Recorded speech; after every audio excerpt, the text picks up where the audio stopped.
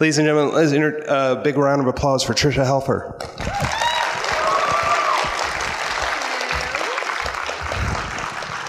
Hello there. Look at you not using steps either. I just followed you. It's a height thing. Yeah.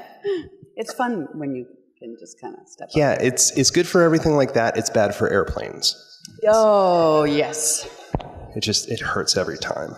Yeah, you get that restless leg syndrome and you're just like here. And Yeah, and the guy who's putting their seat right back so you can do dental surgery on him, do not like that.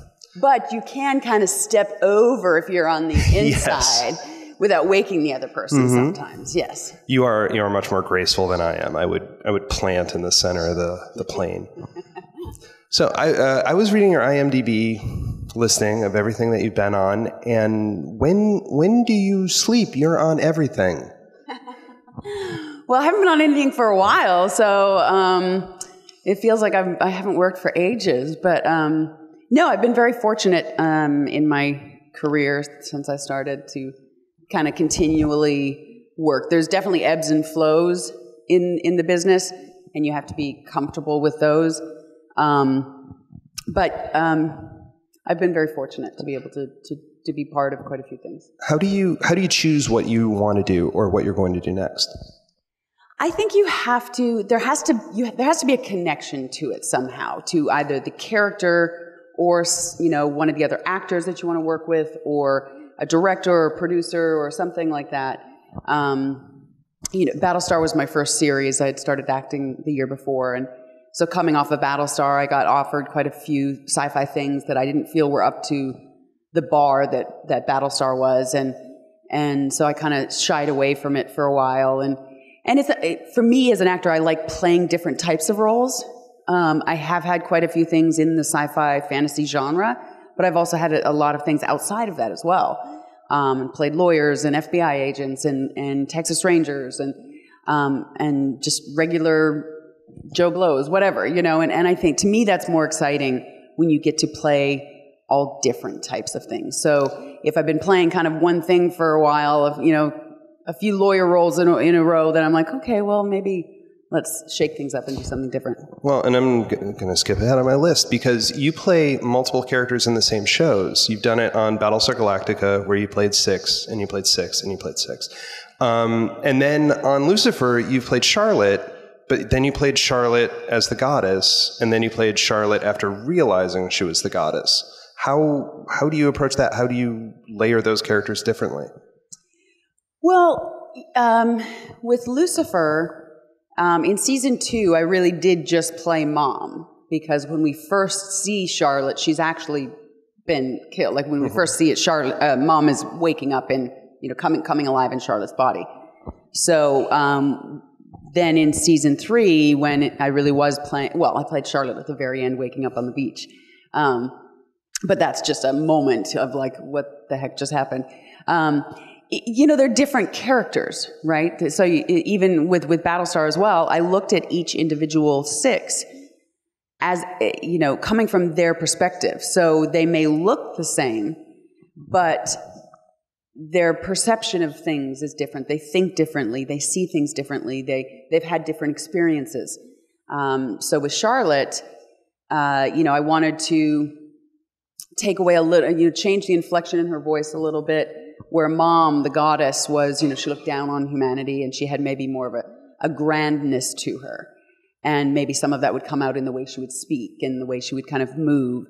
And with Charlotte, she was somebody that she was a very high-powered defense attorney and very, her mind, everything was very, the thought for her that she was possibly going crazy and losing her mind was one of the worst things that could happen to her. Somebody that relies on that kind of intellect and being the one to manipulate a situation and understand and be able to get her clients off. So for her, she had more of a directness and less of, but that also she was hiding it, hiding the fact that she thought she was going crazy and hiding her anxiety over it. And then what happens when she finds out what's really true? So, you subtly change certain things about the physicality. And, so Charlotte would never do something like this, but Mom would. So it's hand movements. It's the way you kind of move in a room, or you walk, or you subtle speech changes. Do you think you got that from starting out modeling? Like having to be very aware of how you're presenting, or? I don't know. It's actually an interesting question. I've never really been asked that in terms of, I think there is some element that's probably true about that, yes, where you do, as a model, you do have to portray different characters every day, depending on if you're in a business suit and you're selling to, the professional type crowd, or if you're in, grunge wear and you're selling rocker t-shirts or whatever. So you do have to kind of become a different character. So maybe some physicality came a little bit more natural because you are aware of that. And did you know Charlotte was coming back when you started playing Mom? Did you know that was part of the arc? So did you hold anything back or say, I'm going to bring this in when she comes back? No, I was originally just one season. Okay. I was supposed to just be second season as Mom. And then a couple episodes in, they said, hey, we think we want to try and bring you back for another year after this. So I did know, I didn't know in the very beginning, no. But I did know more than the end of the season, that I was going to be coming back for one more year to do. I didn't know exactly how it was going to play out. I don't think they did either at the time. But yeah, so I got a bonus year. And how hard was it coming into a show, being a regular on a show that already had existed? Like everybody knew each other before you got there. One of the hardest things is coming into a show that's already existing. Yes. Actually, even harder than coming in as a main character for the season is a guest role. Okay. Coming in as a guest character, especially a lead guest character where you're in the entire episode, can be very daunting because you don't know the crew, you don't know the cast, you don't know, and sometimes you get casts that aren't very friendly and aren't very welcoming. Then on the flip side, you get some that are incredibly welcoming, and I've had both situations. But if you're coming in more of a lead role for the season or 2 seasons or something like that, you just hope it's a nice cast. With Lucifer, they're an amazing cast of really warm, genuine people. And Tom Ellis he's a doll, and he's incredibly welcoming to everybody. If it's somebody coming in to play one scene, he introduces himself and he's friendly. So I was welcomed with open arms. And a couple of them had, both my sons, Amenadiel and Lucifer, Tom and DB both had seen Battlestar Galactica. So Tom was actually a big fan of it. And so he was like, Number 6 is playing my mom. This is weird. So he actually got into it. He was away filming something, on location somewhere. And he said he had a lot of free time and he watched it and he binged it and loved the show. So, when you come onto a show where people know your work, and the more you work in the business, the longer you've been in it, chances are there's somebody, that knows your work. Yeah, and I did a guest role on, I can't remember the name of it now. It was a lawyer show. Suits? No, it wasn't Suits. And Eamon Walker, who's on Chicago Fire, he played on, and the rest of the cast wasn't really very friendly to me, but he was lovely, and he had seen Battlestar, and he was amazing. And then we ended up doing a pilot together, playing a couple, also for Ron Moore, called 17th Precinct, that never made it to air. But he was, so you come in, and if there is somebody that has either known your work or maybe you've worked with before, and that always makes it easier. Okay. Have you, what actors have you had that experience with of coming in, like, say, finding out that you're hosting Tricia Helfer's panel and going, oh, I am not ready for this. I was excited. Like any actors that you were thrilled to work with, that you knew their work, that you were just... Yeah, I mean, gosh, Tim Roth, when I did Lie to Me. Okay. Funny story with Tim, because, I'm, as you commented, I'm rather tall. And I think normal sized, but okay. Yeah, me too. And Tim is not so tall. And it was a direct offer, a straight offer. And I kind of, I had a bit of an anxiety attack the day before I was supposed to go in for my fitting. And I went, can you just call them up? I told my team, can you call up the producers and make sure they know how tall I am? Because I don't want to get there and then do the fitting and then meet Tim and then be fired, And they called back and they're like, they know how tall you are. It's fine. And I get to set and Tim just could not have been lovelier. He was amazing to work with. And he made a joke of it the whole time. He's like, my wife is 5'10", and I have no problem at all. But you get some actors that are self-conscious and they don't want somebody that's taller than to be on set, either a male or female. And then you get people like Tim, that's an amazing actor, and he's like, I don't care. I'll stand on an apple box because to him it's about the work. It's not about vanity, And he's like, I'll stand on an apple box or whatever. And then you cheat, and if you don't see the feet, I'm not wearing high heels or. And we had this one scene, I was kind of leaning against a car, and he looks and he kind of laughs. The shot's like here, because I always ask where the shot is. Ends, yeah. If it's 3/4, if your feet are in it. And most of the time, if your feet aren't in it, almost every female actress has flats on instead of their high heels. But he goes, you have this uncanny ability to make yourself seem shorter. Because here I am, we're doing a scene, and I have flats on, but I'm still taller than him. But the shot is to here, and then below the shot, I'm like this. But I'm talking fine. Up here is all the same. And he's like, you have this uncanny ability to make yourself seem shorter. I'm like, yeah, I'm throwing out a hip. I take photos. I work on the My Little Pony comics, and I have little girls come up and want their photo taken, and I have to do that too, so that we're actually still in the same frame. And I thought that I was wondering about that because I know like Mark Valley is not tall, and you were on Human Target, but it was shot differently. You didn't look like you were particularly tall compared to him in that. Yeah, I mean, he's not. I think probably we're fairly similar, bare feet type thing. I might be a little bit taller, but yeah, they're. Sorry, getting over a cold, as you probably all know, because I've seen you at my table, and so I'm like, I don't really want to shake hands. But there is like vanity-wise, there should be no people come in all different shapes and sizes, so who cares if somebody's taller than the other or a woman's taller than the man on the show or whatever. But technically it can be difficult because especially if you're in a close-up, just in terms of the filming of it, you'll have somebody's chin and somebody's top of their head. So you have to, so you can't do that. If you're in a close-up, you want to, it's odd framing, right? So there's tricks to it where somebody will be on an apple box or somebody will be kneeling or whatever it is, or they've done, famous shots of, I can't remember the name of the movie, but some old famous movie is like they dug a trench. So the one person is walking in a trench or they'll do a row of apple boxes and somebody's walking on top. But then you have to be careful when you're doing it is that it doesn't look like you're stepping up onto the apple box when you get there. But I don't know if I answered your question. No, that's good. So let's talk about Battlestar Galactica. You get the role of Six. So did you get to read the script before you were cast? Were you cast first? James Callis and I were cast last. Okay. I got the script right before Christmas. As I mentioned, it was my first year of acting. And I played a guest role on CSI and an independent film with Judd Nelson that year. Okay. And then I got... the casting director that cast me on CSI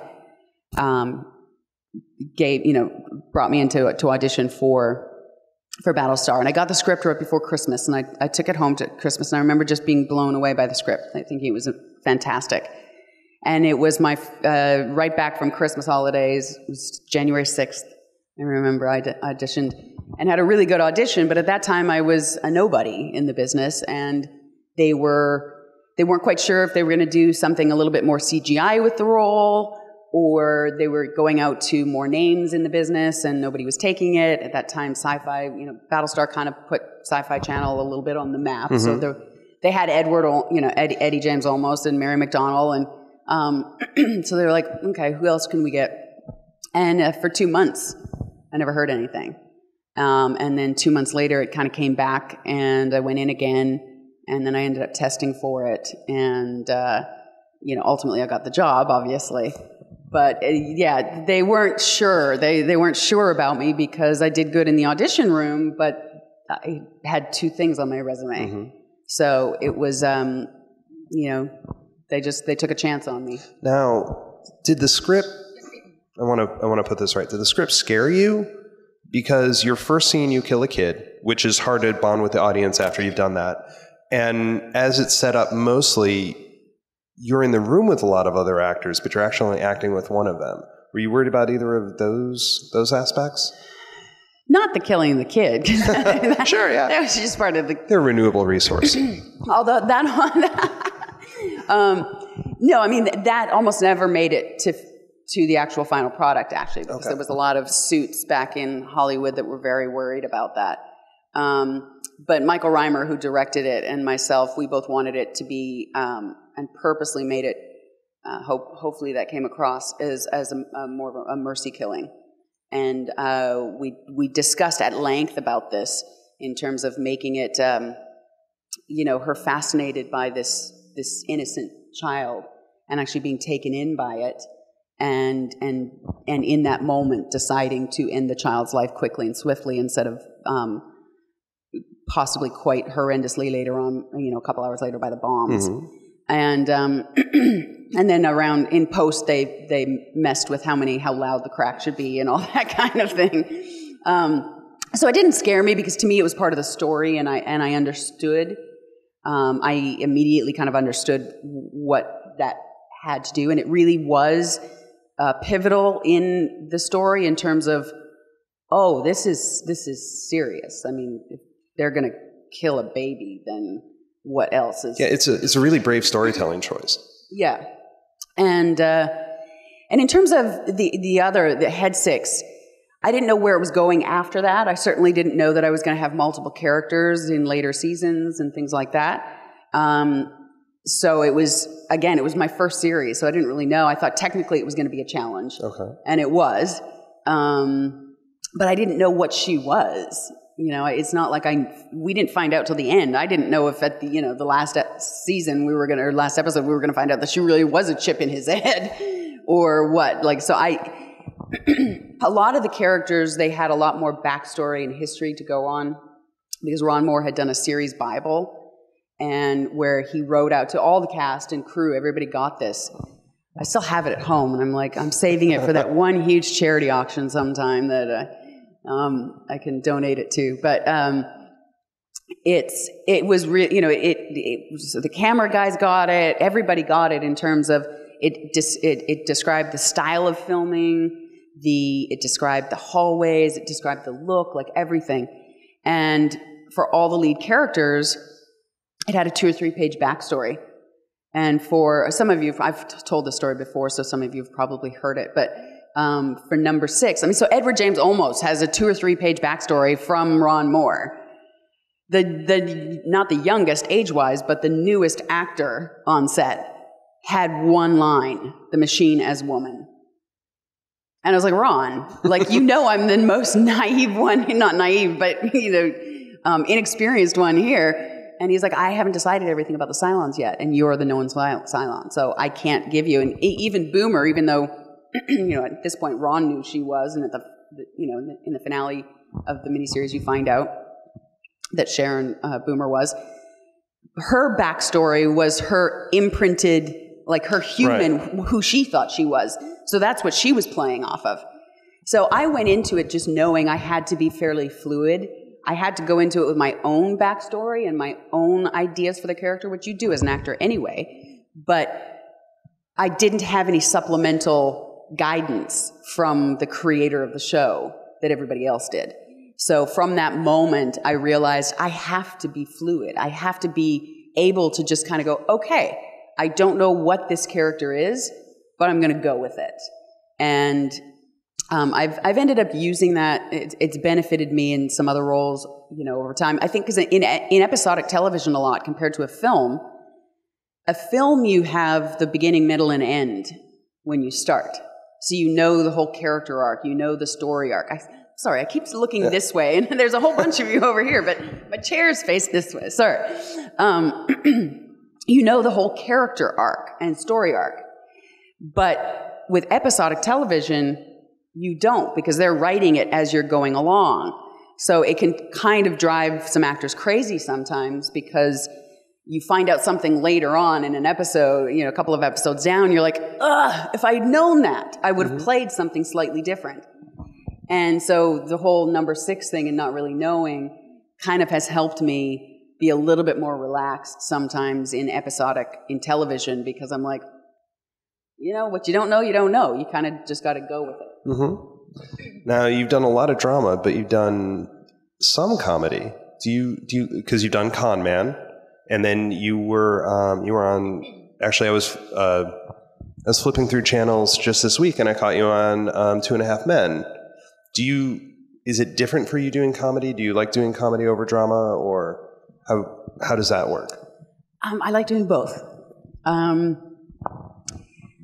I wouldn't say like full on. I mean, 2.5 Men was fun. I did a couple of episodes of that, and I did another multicam comedy with Dave Foley.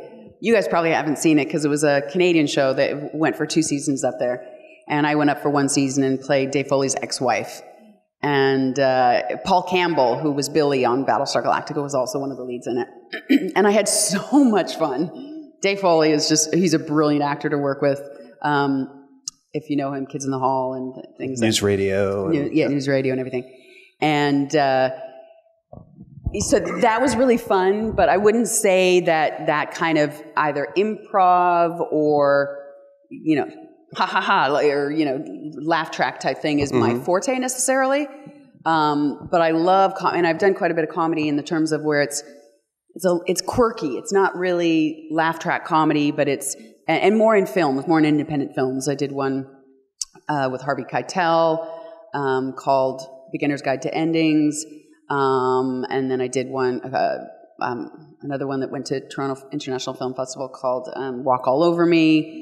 And a few other ones, I can't think of them off the top of my head, but Lucifer was also in that kind of category where it's dramatic, there's dramatic elements, but there's also some comedy to it.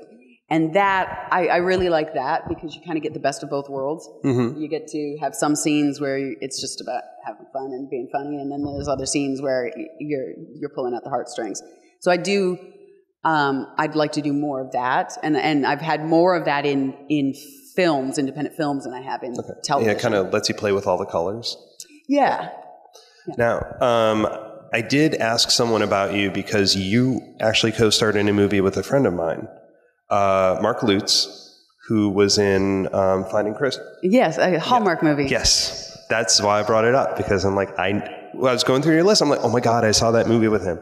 And I asked him for something to tell, or so I could use, and he's like, it went great. I have nothing. The only thing was that the Maple Leafs game was going on when you were filming. So nobody was paying attention to you and him making out. They were paying attention to the Stanley Cup, the crew was, when you were working. I don't really remember that, but yeah, quite often, well, with hockey in Canada for sure, but you'll find it down here with a baseball game or something. A lot of time you'll have the crew, everybody's got their phone and they're like, I'm paying attention. Like that. Yeah, it's quite often like that. I have one more question, then I'm going to start opening it up. We have a microphone over there for you to come up and ask questions. You did a lot of stuff in Vancouver. Lucifer filmed in LA. It had moved there when you started the 2nd season. What are the differences? What do you like about or don't like about filming in those particular areas? Lucifer actually filmed in Vancouver 1st and 2nd season. Oh, okay. And was moved to LA in the 3rd season.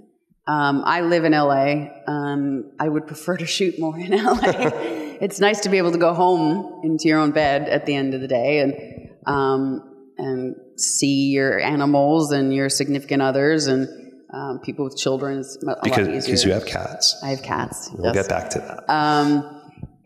So to be able to film more at home would be not only nicer for your lifestyle, and nicer on you physically because you're not traveling as much, but it's also for the actors a lot better for their pocketbook, because what I think a lot of people don't understand is in films, yes, if it's on location, your hotel is paid for or whatever, but for television, actors, if it gets picked up to series, if you go do the pilot, yes, everybody's your flight is paid for and your hotel. But if you're picked up to series, you're technically supposed to move. Okay. And you get a one-time relocation fee that wouldn't cover the cost of a move. And one time. But the way that, there's so many shows that go a season or two or canceled or whatever that it's not like an actor is going to pack up their entire life and move to another city on the chance that this show is going to go 10 years.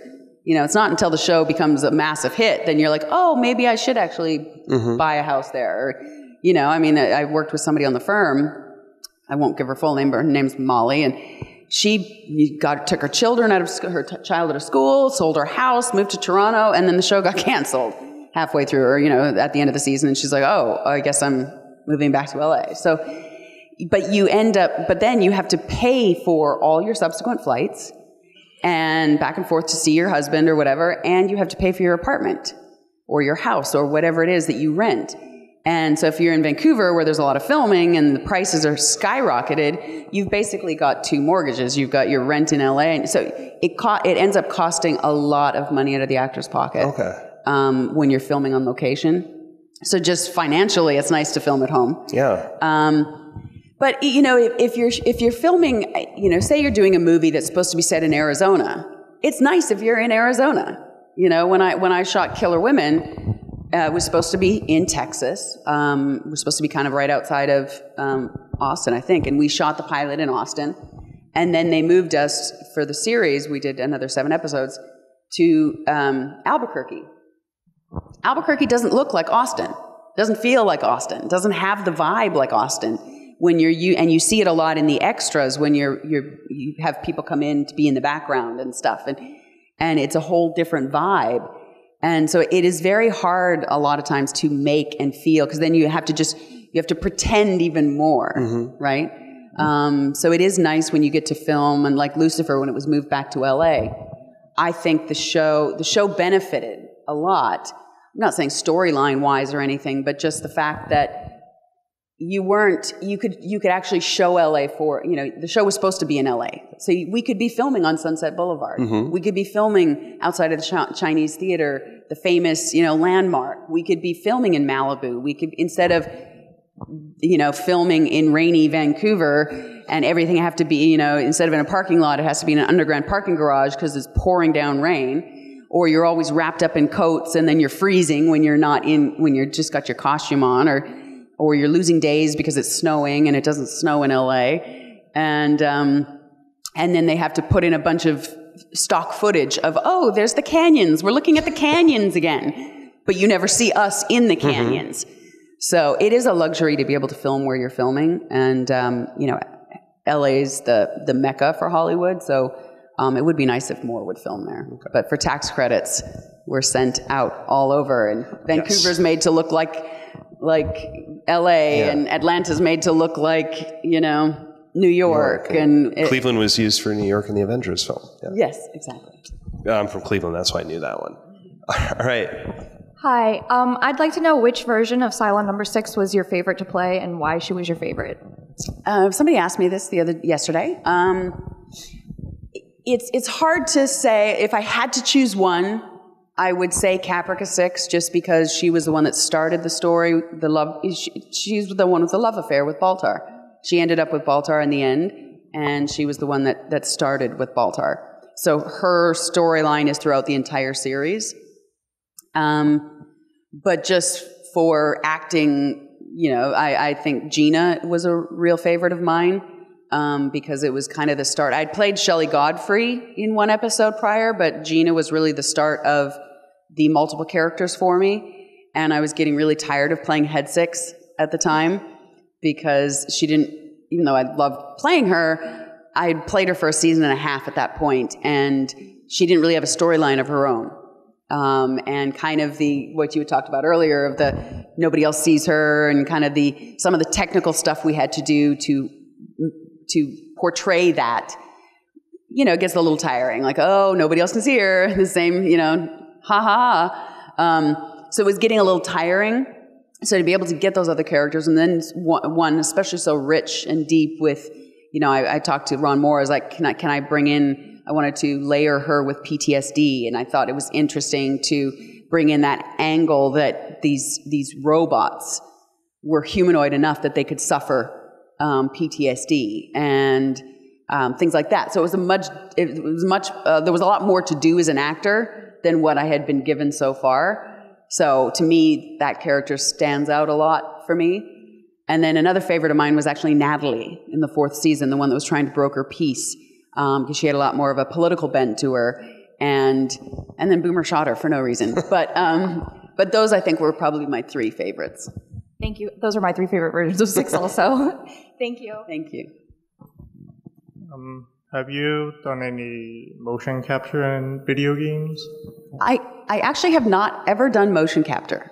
I've had, like on Halo ODST, they did try and make Commander Dare look like me. So you had all the camera shots, like, they shoot every part of your face imaginable. I've had that where but I haven't actually been in the suit with all the dots. No. How did you wind up doing voiceover work? How did that come about? I got started in voiceover work because of Battlestar. My first video game was Command and Conquer, which was actually live action, right? It wasn't, it was more like being on set because we were actually in the sets in costume, and it was me on the game. But they were fans of Battlestar, and they thought it'd be cool to have number 6. I think Grace Park was also in that. And then it really was because a lot of the producers or writers of video games happened to be fans of Battlestar. So that's how I got my start. Was I got offered a few games that were just because they liked my work in Battlestar. And then from that, then you get to know some voice directors, and I did Green Lantern, the animated movie Green Lantern, because the voice director I'd worked with on a video game, and she thought I'd be great for Boudica. And so you just start to make connections, and then people. I actually haven't done a video game for a while. I did quite a few of them in a row, and so I probably kind of maxed out for a little bit there, but I'm looking forward to do some more. Going back to 6, Head 6, the scenes where you're where 6 is climbing all over Baltimore, you're in a room full of people. I mean, did that ever get routine? It seems to me like, I asked Jamie Bamber this question once, and I said, how weird is it when she's climbing all over Baltimore and you have to stand there and pretend nothing's happening? Meanwhile, and he's twitching and he's doing the whole routine. So how crazy was that? I guess the first couple of times, did it ever become normal? It definitely did become normal. It was probably harder on the other characters, the other actors in the room than James and I, because James and I were actually doing it, right? But, if we're all in a scene and you're not supposed to see me, but I'm talking, like the natural reaction, the human reaction is for you to look at, you just like, oh, you hear a voice, you turn. And they couldn't do that because that would give it away, right? And then also not to laugh at James and what he was doing, right? Sometimes it'd be hard for them not to laugh. But once they got, once you train your mind enough, and they were like, they became pros at it, where they would just, it's almost like they wouldn't freeze, but it was almost like, and they know that a lot of the time, like with film and television, it's like a lot of the time, if it's your coverage, the camera's on you the entire scene, but you're not going to be on because of editing. They're going to be on somebody else, right? And maybe they'll flash to you for a reaction or whatever. But actors usually hate it when when they're on camera a lot for a close-up, but they know they're not actually going to be in the edit that way. And we call it egg on our face. Like, I'm just sitting here with egg on my face. Like, can we cut it? Like that type of thing. So there was a lot of that where they would feel like they had egg on their face because they're like, I know the camera's not going to be on me, but I'm just standing here. Or if it's a wide shot, they're like, I can't look at her. But they all became real pros at it. And then when you'd have somebody new come in, like when Richard Hatch came in, and you'd see everybody go through their process of figuring out how to do it. And I remember Richard Hatch's first scene, and James and I was kind of leaning over top of Richard Hatch and kind of leaning on his shoulder and whispering to Baltar, and Richard kept forgetting his lines, and he was just like, And he's like, but it's so hard, you know, because I'm like physically leaning on him and he's got to pretend I'm not there. And so yeah, it was very difficult, especially for the other actors in the room. And then for the challenge for me was, and I've done this on panels before, so some of you may have seen it, but it is still kind of funny. It's, again, some of it was done in editing where you would do a pass where I'm in it, and then you do a pass where I'm off camera, like I'm, you know, behind the scenes, and I'm saying my lines so that they can get show that I'm not in the room. But that takes more time, right? Because you have to do it multiple times, and so a lot of times we would try and do it just on the fly, not in editing, where they choose the, you know, and put it all together. Is I would actually physically be like following the camera. So if I'd say I'm sitting on Baltar's lap, right? And I'm saying da da da da. And then the camera kind of goes. Wait, am I not supposed to be reacting? No, you're Baltar. You're not supposed to be reacting. And then the camera goes this way, and then I don't say anything for a while. So then I'd get up and I'd be following behind the camera, trying not to trip over the cords, and you know, and then somebody moves, and then the camera backs up, and I get hit in the head, and then like I'm going around following the camera, and then it goes along here, and the camera goes over here, and then all of a sudden I duck back and I'm here, and I say my next line. Or I'd be hiding behind a chair or a desk. Like I'd be all of a sudden I'd be underneath the desk, and I'd have to, you know, somebody else's line. I know the camera's on them, and you work it out with the camera guys and everything. And then all of a sudden, in that one split second that they're somewhere else, Baltar. Like, so it was hard because I would get hit in the head a lot from the camera.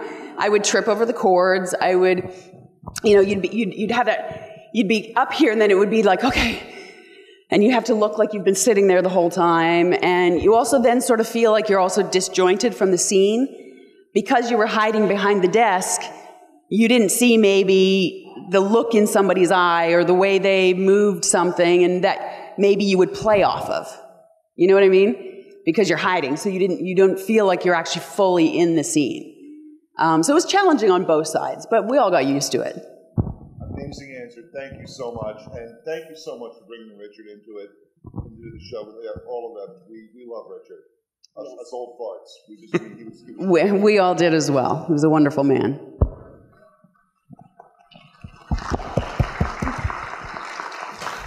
One of the most interesting parts of Battlestar Galactica was the morality of the show and the various characters and sort of the morality playing off itself. How did you think about and process through the morality of Six, especially once you were several different Sixes? Well, you know, one of the things with Battlestar is the writing was so good. Like we had so much to play with, and it was also a very collaborative show. The most collaborative show I've ever been on. Where sometimes it would drive the crew crazy because we'd be sitting there and I don't know how much about the actual filming process you know, but for each scene, you block the scene first, which is you all come in and, you know, the main, not all the crew, but the kind of the heads of each department and the actors and the director, and you're all there and you talk through. It was like, okay, well, I'm going to move over here, and, you know, you discuss how you're going to do the scene, and then you rehearse it and whatever. And a lot of times with Battlestar, we would sit there for an hour afterwards and discuss the actual the meaning of the scene and what's going on and the morality and everything. And the crew would be like, we got to go home tonight at some point. Like, can you? But there was so much of that went on. But it was also so richly there in the scripts to begin with that. And we were also based off of a show, an original show. And, you know, personally, and just breaking it down for each character, it's really about that individual character and what, you know, so I knew, like you said, you know, about killing the baby. Like, yeah, I knew from the beginning that I was supposedly the bad guy, right? But I couldn't look at it from that perspective because I was looking at it from a Cylon perspective, right? So you have to take out your own judgment as Tricia or as a human being or whatever for any character you play. Battlestar was just so ripe with every character dealing with all these issues. But for any role that you do, you have to, I've played serial killers. I'm not one, but that's what a serial killer would say, though. Yeah, but it's you have to look at the you have to play it from that character's perspective, right? And so the morality changes for each character you're playing because you're looking at it from that perspective. If you look at it from your own personal perspective, then that's going to bleed in, and it's not going to be true to the character, right? Thank you. Look, I remember you came to shore leave between, I think, the first and second seasons, and you were mentioning how your hair was being damaged by being so blonde, and so I was wondering, how long did it take for you to recover from that? Yeah, so when I did the miniseries, it was originally written, the character had a short black bob, sort of like Carrie-Anne Moss in The Matrix. And then when I was cast, I had kind of shoulder length, light brunette hair. And Michael Reimer saw a modeling image of me that I had very light hair, not white, but the way the light was, it looked very light. And he was like, oh, that's this angelic image, like that's what I want. So they decided to dye my hair white. And so we did that for the miniseries. And then when we came back a year later to shoot the series, I asked them, I was like, because then I put my hair back to a normal color because there's not so many roles that you can play with white hair, right? I mean, it's like Gwen Stefani or a rocker or you're a stripper or you're a robot, but not too many roles have white hair, And I asked for a wig and they said no. And so the first season they dyed it again, and then I had to go. Then afterwards, I played a movie with Billy Zane, and I had to dye it brunette. And then so the second season coming back, I'm like, guys, my hair is it's not going to last. And I'm naturally like a light brunette, so every 10 days we had to dye it because you would start to see the roots come. So every 10 days it was being done with a needle nose like applicator, and it would cross over. And in the second season, if you watch the beginning of the second season, I remember when I had it dyed. I fought for it the second season. I was like, please, you guys, can you give me a wig? And like, no. So they go have it dyed, and then I go to set, and it was just this fuzz. And I remember Michael Reimer looking at me, and he's like, oh. And it was just this weird texture, and, the hair, they made it look good. But every episode, it starts to get a little shorter and a little thinner and a little shorter and a little thinner because my hair was falling out and was breaking off. And it was the Gina episode right before Pegasus. The Pegasus episodes, they sent me to get my hair dyed, and I show up at work the next morning, and the hairdresser brushes through my hair, and a quarter of the hair on the top of my head just went, and I had all these little spikes, and they had to overnight a wig. They had to pay for a wig to be done overnight, and so the first scenes with it is the Gina, and then they tried to put some color into my hair because it was this white, like, weird mess, and they chopped it all off. But if you look closely, it worked for Gina because she was supposed to be kind of tortured in this prison cell, so she wasn't supposed to look good. And I asked them, can we buzz it? But they wouldn't let me buzz it. So I had to live for a few months with it just broke, like chunks off the top of my head and everything. And so they tried to put this color in it, but then if you dye your hair white and the color won't stay, so then it would just kind of be this greenish gray. And the first scene of the wig is the number 6 talking to Baltar, looking at Gina tied up on the floor of the jail cell. And that's also why the 6s started looking different. I said to them, I was like, let me have this messed up hair for Gina. It'll add to the character, add to the kind of distress of the character, and she won't look as glamorous. And so at the end of that season, I cut it all off into a pixie cut to try and recoup the hair and make it grow out healthy. And yeah, so your hair gets damaged a lot in shows, but that's the season, that's the episode that it all fell out and they had to overnight a wig. Thank you. Yeah. Okay, one more question, then we're going to do some follow-up, and we'll wrap it up. And my hair right now, actually, this is the length of my hair. I've got extensions in. I had short hair a week ago. I'm glad that your hair worked out. Hi, my name is Maggie. I'm a fan of Lucifer, and I I'm really happy that you guys got another season. Yay. I'm also... Right? That's fantastic for them. I'm also obsessed with my cat, and I follow you on Instagram, and I know that you have cats, and I was wondering, where did you get your cats? Like, where did you find them? Well, I am a huge animal advocate, and I am also a big proponent for adopting and rescuing. And so all my cats, I've had 15. I've had 13. All at once? Yes. No, 13. Okay. 13 all at once. And then 2 passed away of old age, and then I rescued some more, and then I had another. Right now, I don't have that many, but I still have a lot. They're all rescues. They're all from shelters. There's 2. One was found, and then he's since passed away. He passed away last year when I was flying home from Dragon Con. Oh. And one that I have now, Summer, my husband actually saved her life from a dog trying to kill her when she was 7 weeks old. So there's a couple that we've actually just gotten that way. But the rest are all adopted from shelters. That's awesome. This is a perfect segue because you have a charity. I do, and I think you guys might like it. It's not just, I'm not just like going to say, hey, help animals. But there's a Battlestar theme to it. So next Saturday is one of the shelters that a lot of my cats are adopted from, is this small volunteer-run organization in Los Angeles called Kitten Rescue. And their annual fundraiser is going on next weekend. They have one a year. And it's called Furball. And so I've donated a couple of items to the online auction. And for the last couple of years, the online auction has not been just for the people in the room, but also, around the country and worldwide.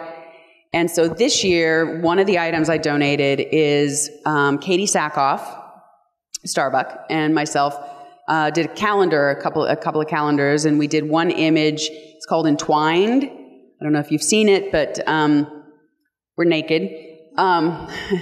And we're hugging each other. It's actually a beautiful piece of art, quite frankly. And it's actually, the photographer has it in a gallery. It's a huge, 10 by 12 or whatever image in this photography gallery in Los Angeles. But we signed, it's a beautiful, it's about that big. And it's a metallic type print. It's a black and white, and we've signed it, and it's the first one that we've actually signed and are donating. I have one hanging in my house, but so that's going to be on the auction, and I will tweet out and Instagram. I think by tonight, both items are going to be up on the auction site, so I will tweet out the links if anyone is interested. But the other thing that I donated is. One of the producers that works for Battlestar had a bunch of Battlestar kind of memorabilia and stuff, and I said, do you have anything left over? And she had a script. I think it's the season 3 finale script that she had all the lead cast sign. So I have it's the script with on the cover is 14, the lead 14 cast. Everyone from Eddie, Mary, everyone. Lucy Lawless is on there as well. Michael Trucco, Tomo, Katie, Jamie, James, Michael Hogan, 14 of us are on there. And it's also going to come with a 10-minute Skype session of James Callis and myself. So if anyone's interested in that, that's going to be online, and I will tweet it out, and all the profits go to Kitten Rescue. That's fantastic. So let's have a big round of applause for Tricia Helfer. Thank you very much. Thank you so much for coming to Baltimore. Thank you. You guys have been wonderful. Thanks for watching all the way to the end. You can subscribe here to subscribe to the channel. There's more videos off to the left. Mr. J says, don't forget to ring that bell button for more notifications.